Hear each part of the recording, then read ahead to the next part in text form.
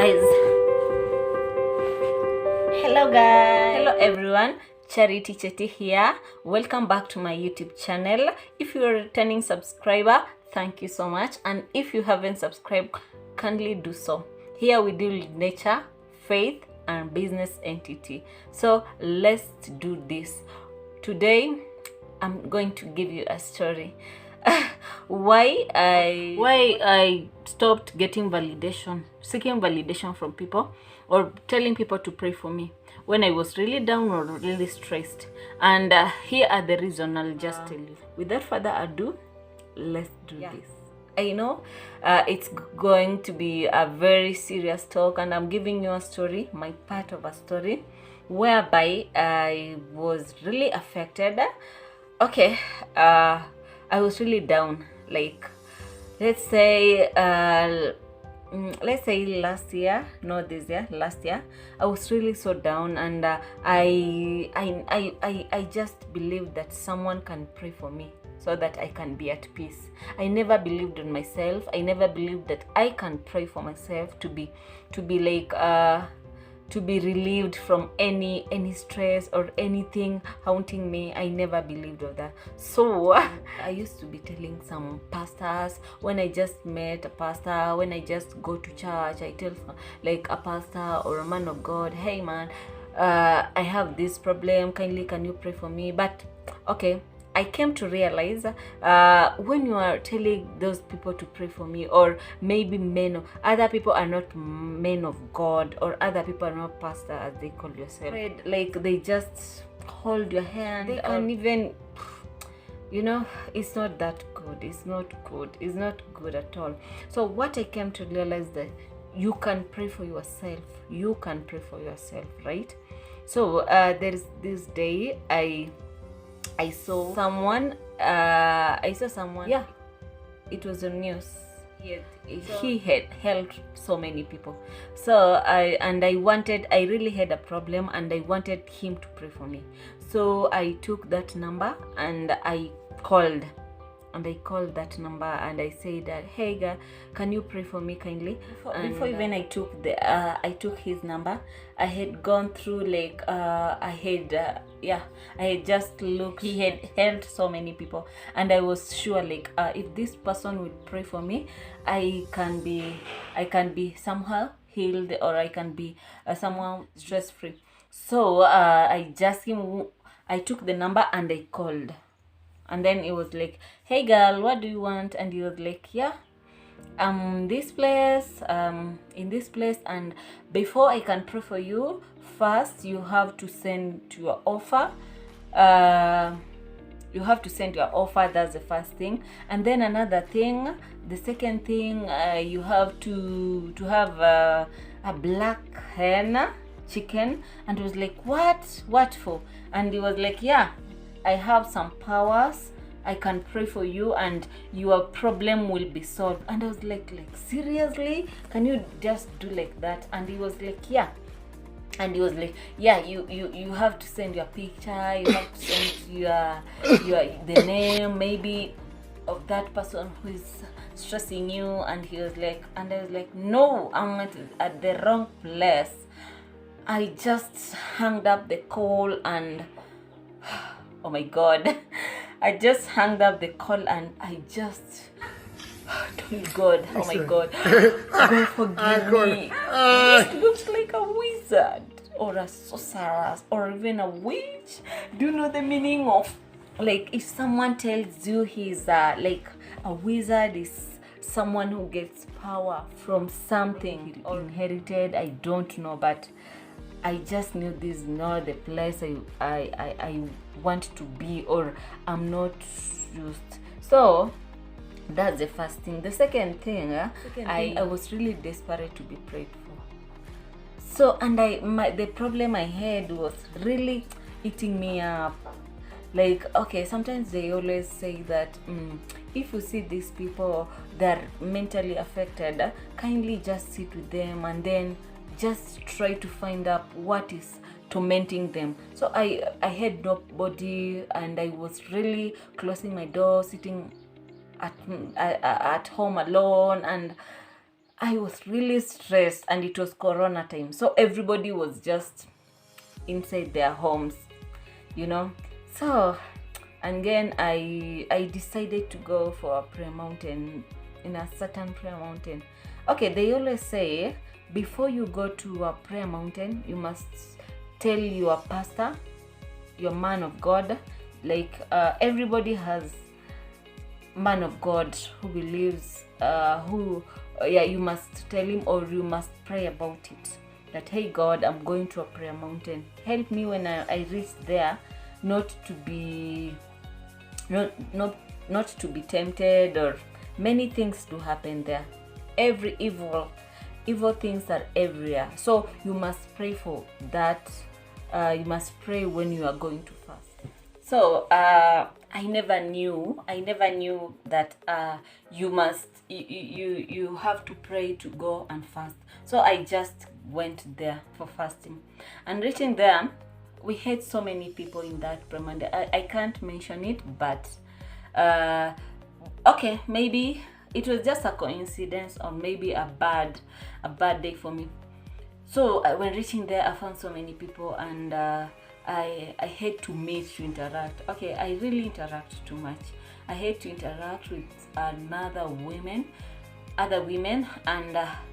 they told me that, hey girl, come and visit our church. And I was like, what? Really? I can, because that can help me. I just, I had a mom. My mother died when I was I think 3, and I didn't have that motherly love. So when I come across every woman or every mother, I always just feel like that person is my mother. First, when that mother is like so loving and so like educative, or maybe so he advises me, I just feel that love inside me. So he welcomed me. He told me, hey girl, can you just kindly come to my church, and then we can talk about maybe your stress, and I can maybe I might help you. So I just felt like, yeah, this is a very good idea. I can go to their church and I can be helped, right? So there is this saying which goes, if you feel so reluctant to pray, get your heart in position. So me, I was really too quick to ask for validation, to ask people to pray for me. I never heard that, I can just go to God and tell God, hey God, kindly just forgive me my sins, and I ask for your, like, for me, for your, like, for your direction. I never believed in myself, and that's the very bad thing we need to shun away. So when I went to that church, so that woman said, like, hey, you have this problem, and I need you to meet a woman of God, so that woman can pray for you. And I was like, yeah, it's okay, that can be a good idea. I don't know, I'm really easy to be sworn in or what, and I was like, hey. So they say close your eyes, and I was really a bit reluctant. So they had some white cloth, and I think white, red and blue cloth, something like a handkerchief. So they were like, yeah, we have to pray for you, and you must bring your hand like this, and then we just have to look, prophecy. And I was like, really, what? And what they told me, and they always just force you, yes, it's like this, it's like this. And I was like seriously, is this? So I just came there and I say, oh no, this is not good. I was really bitter, and I just say that I need something. So the last thing, I think the last or the second last, I just have so many reasons. And then another day I went to that church again. That woman introduced me to another pastor, and that pastor said that, hey, I've seen something, so I want to pray for you. And he was like, yeah, bring some water, look inside the water, and I will prophesy for you. A glass of water, look inside that glass of water, do you see this and this? And I was like seriously? So I was really into them. I think what I came to notice after just believing in God and praying God to open my eyes, what I came to notice is that, God, I thank you.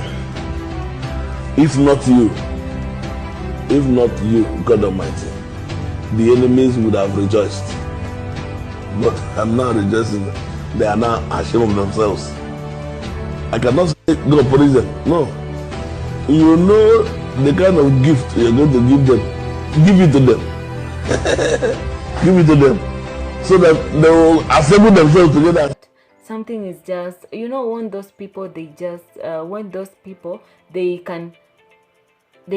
they hold your mind and they just prey on you. So they prey on you very, very, they just now use and or control you, because at some time I went to that church and I met again, to a different church, and I met again another preacher with some, I don't know, some hook or some big stick, and he was like,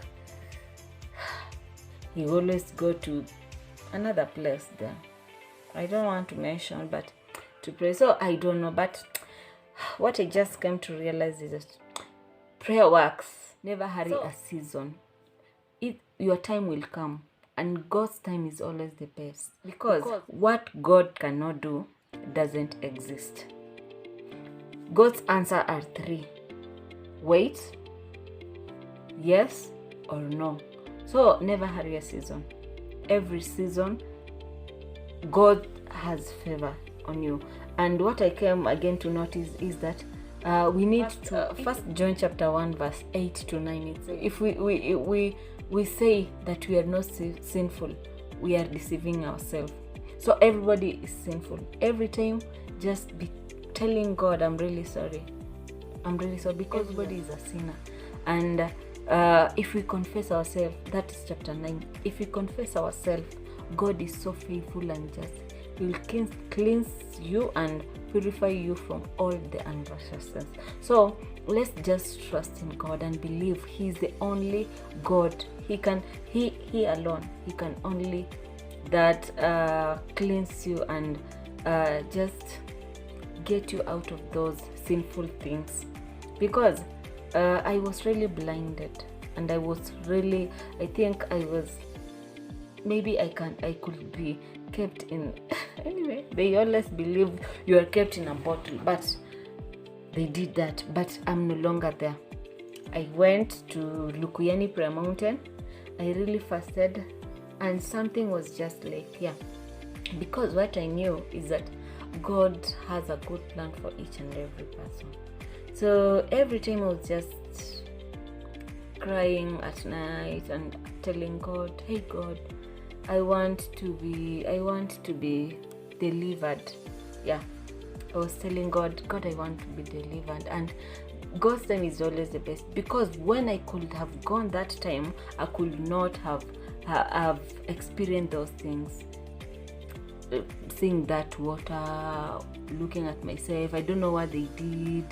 They say like, hey, bring that thing to stand for this one. Okay, they another thing, they're like,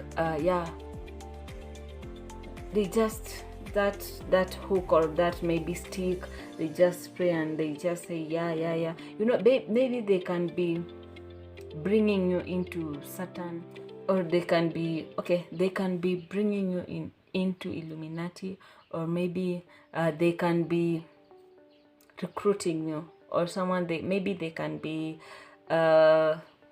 can be maybe uniting you with some understar or evil things. But God helped me to experience those things, and I know now, because I can't just go to any pastor and say, hey pastor. Everybody has a spiritual pastor, so you must just ask for that pastor to pray for you, or maybe you can pray for you. But the best thing, just pray for yourself. Pray for yourself. That's a very, very good thing you can do. Pray for yourself, and God is so faithful. Imagine He hears us and He knows our thoughts. When you read that book of Matthew, Luke, Matthew, Mark, Luke, you can really see that God, when he was in those cities doing the miracles and many things, sometimes people were like thinking so bad about him, but he knew he was like, he always reads your thought and he always sees, he knows everything, even he knows your deepest thought and everything that you will do or you are going to plan. So he knows us because he's our God. So God is so faithful. Just tell God what is haunting you. Like me, I told God, and I'm really happy he delivered me. He delivered me. When I went to Prayer Mountain, I just told God, God, kindly just deliver me. I can't go out again and be the same person. And imagine now, because I remember that when those things were happening, my night was so long. I was being tormented. Like, you just dream about very, very bad dreams, like something coming to kill you, something coming to take your soul. You are in very many things, and I really thank God, because imagine, God is so faithful. So never assume things. This life is so spiritual and everything we do is so spiritual. So just be God alone and be praying always, every time, right? And always know this life is spiritual.